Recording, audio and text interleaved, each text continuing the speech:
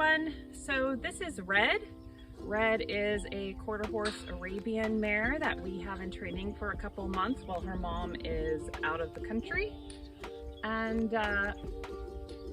we had rain for the past couple of nights, so it's pretty muddy out here, and she did roll on one side. I like to let the horses out to do whatever they want to do before we work with them and let them roll. Red has done a lot of trail work and some endurance rides, and they've dabbled in dressage, and we're just working on some more arena work with her and getting her a little unstuck in her body. I guess some of the canter work has been difficult, so we're just putting together a little video for her owner. And today I'm going to do a little bit of groundwork, and tomorrow I'm going to video riding her a little bit just to show where she is. I think this is our third week. Yeah, it's Thursday, so we're getting towards the end of our third week of working with her. And this is just where she is at this point. You ready, Red? Yeah? So one of the things that I want to do when I do groundwork with horses is I want to see how well their body moves and how much they respect your space. She's used to being fairly close. I would like her to give me more space. So a lot of times the first thing I'll do is I'll just set the boundary of give me a little space and don't crowd my bubble and don't crowd my space. A lot of people with horses, they lead really close, and I feel like you actually are safer to have a little slack and teach the horses to use their own self-control to stay out of your space.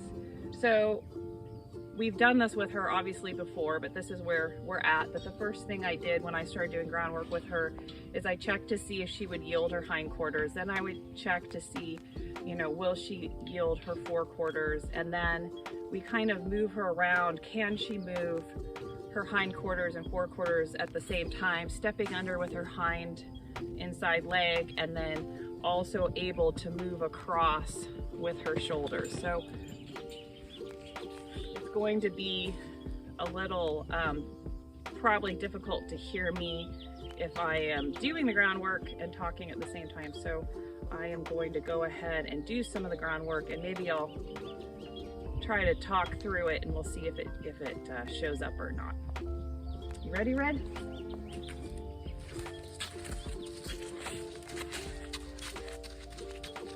Now we have Aloha as a distraction. So right there, she was just getting in my space. So I just want her to move out of my space. And I'm going to see, can we move the hindquarters?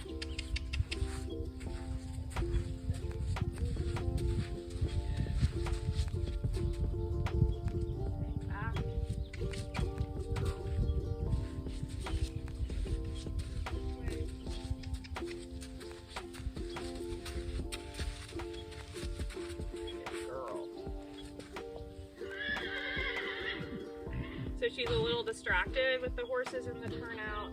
That's one of the things we're working on is she gets really involved in what's going on in her environment, and her focus leaves what's going on. And while she does that, what she'll do is she'll tend to like look the other way and throw her body into my space, lean her shoulder into me. So I'm gonna get her to kind of move, I'll start with her easy way. Move the shoulder and the haunches away from me on a circle.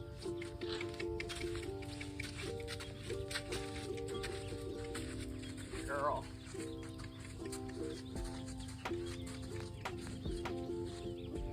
Girl.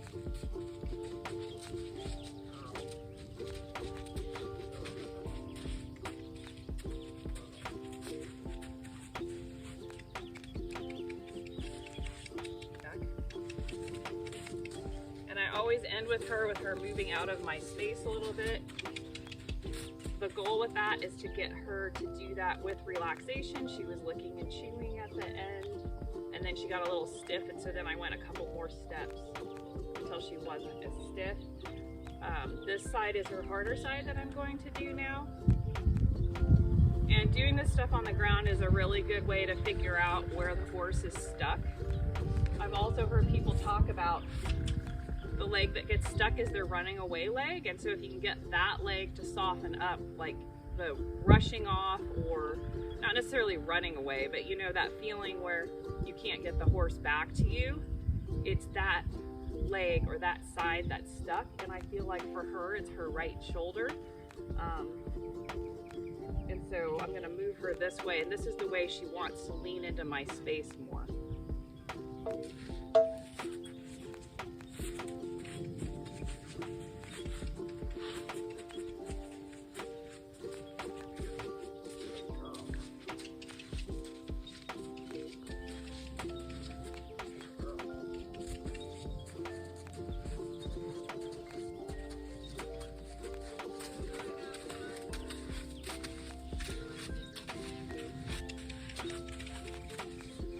Kind of see that way she wanted to go backwards instead of forwards at first, and she's a little stiffer that way, so this is the way I work a little bit more.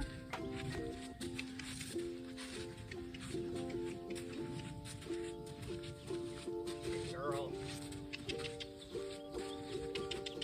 And forward. Good girl.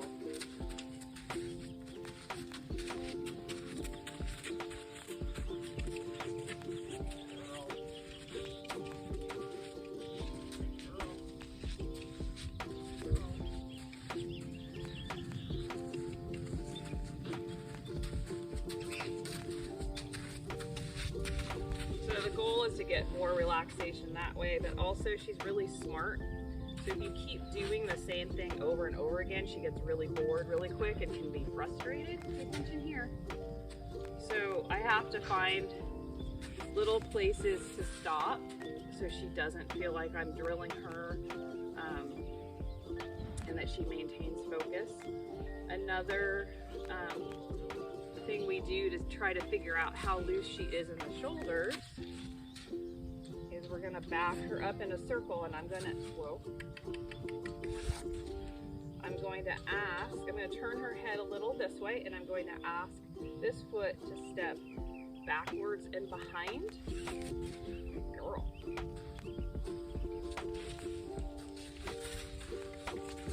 girl. Good girl. Good girl.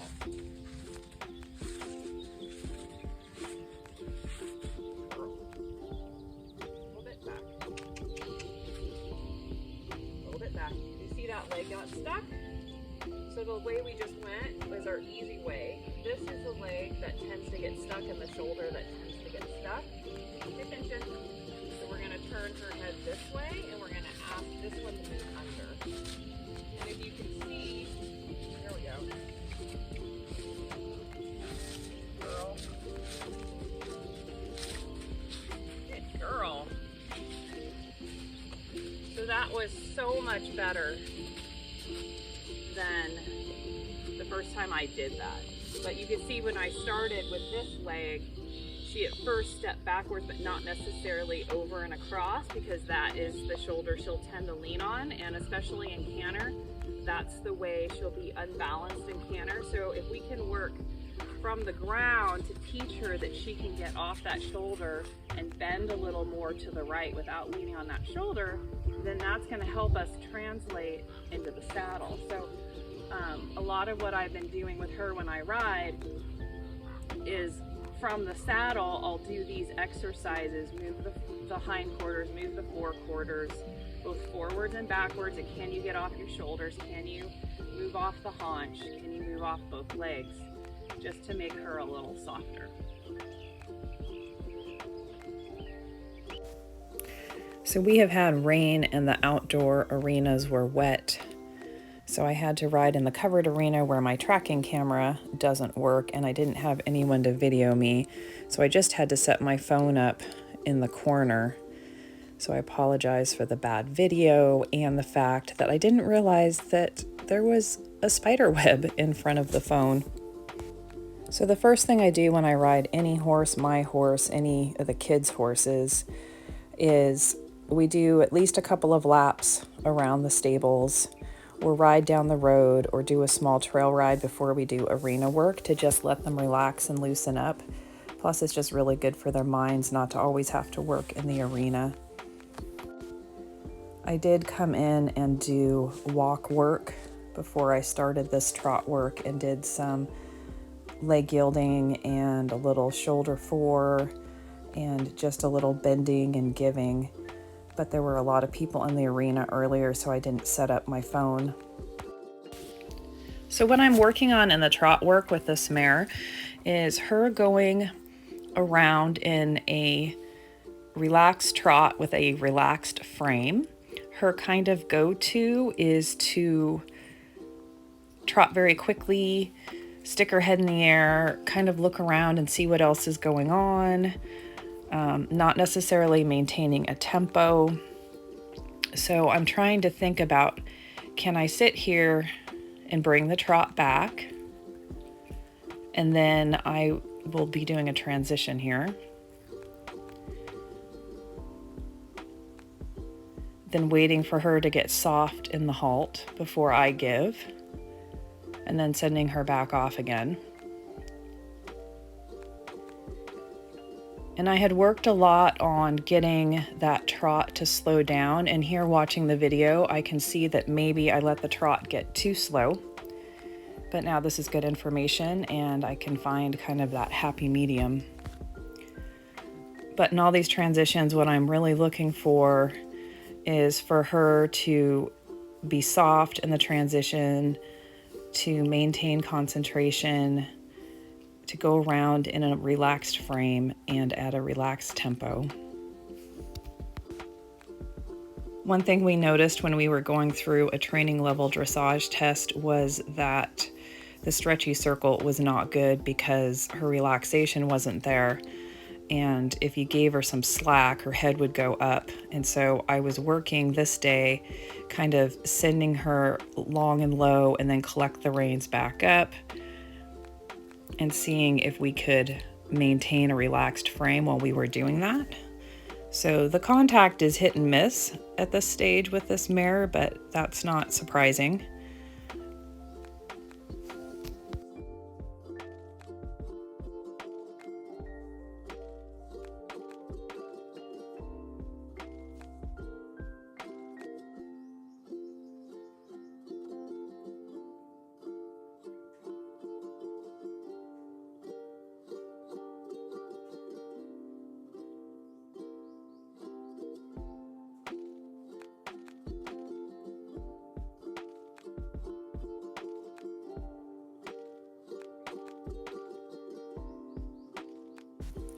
Here I'm giving her a little break from the trot work and trying to see if we can yield the hindquarters with the inside hind stepping forward and under, taking that groundwork and translating it to under saddle.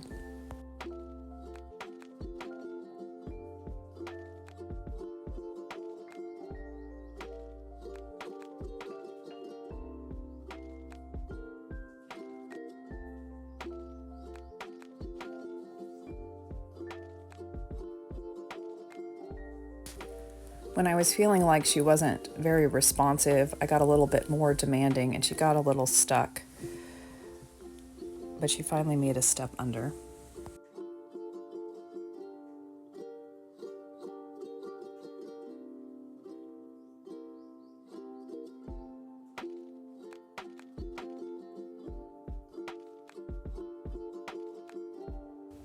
You can see that a lot of times she wants to step backwards and has a hard time just disengaging that hip and stepping under, and then she starts to get it.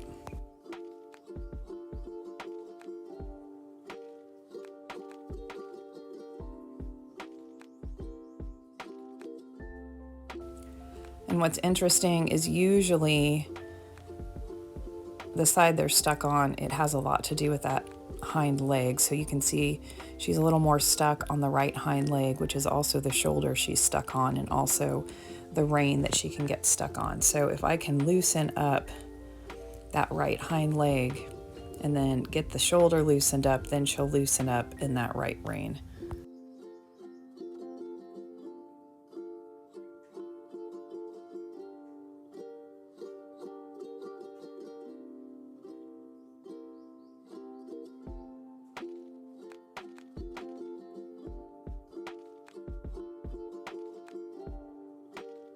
So then I wanted to take this onto a bigger circle and do a stepping over of both the shoulder and the hind leg, a little bit leg yielding out on a circle to get both the front end and the hind end moving sideways together.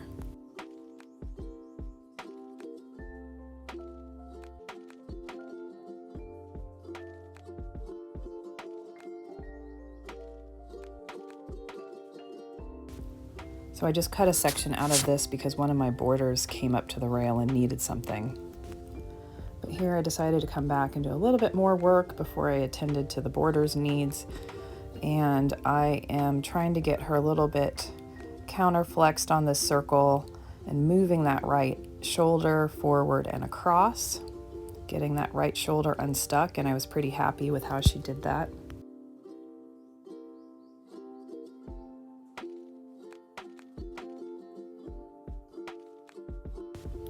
Interestingly, she then seemed a little more stuck on the left shoulder, which was surprising to me because that's usually her more flexible shoulder, but then I think it was just a little bit of confusion because then she figured out what I wanted.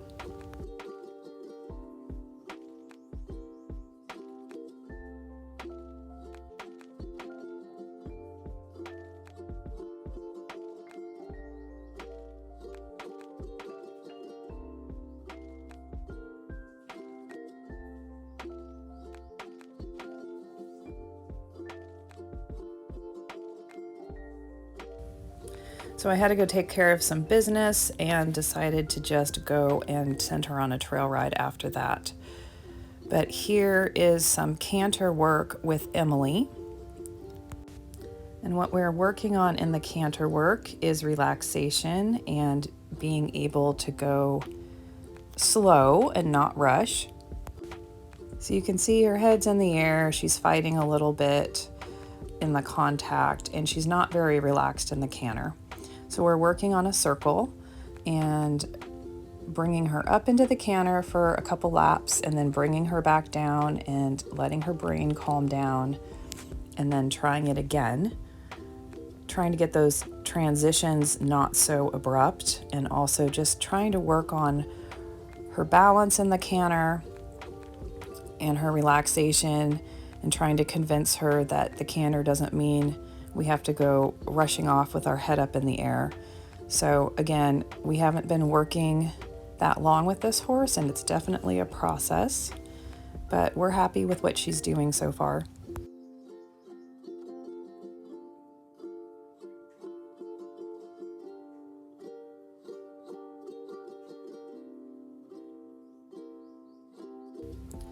To the right is more difficult because again, she kind of leans on that right shoulder and she's not as balanced.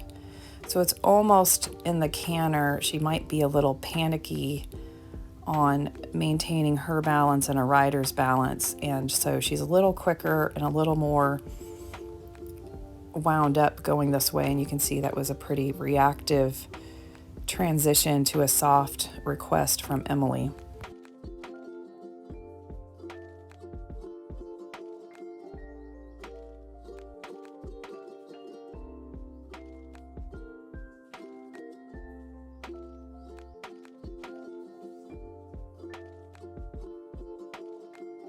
So we don't want to canter too many laps and have her get more and more wound up. We want to let her go, get wound up, then come back down and find that place of relaxation, because a big part of what we're doing is training her brain that she can get wound up and she can find the place where she can come back down and relax again, so that she can kind of learn some self-control and self-regulation with her emotions.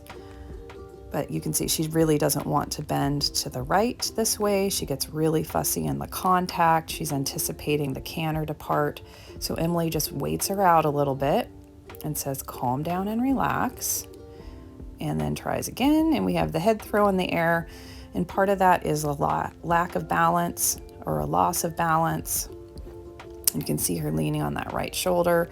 So she just isn't quite ready to balance in her body that direction, and it's hard for her, and with a rider it's even harder. So between the groundwork and the riding, she will learn to hold herself a little better. And then again, between the groundwork and the riding, she's going to learn a lot more emotional control to go along with it.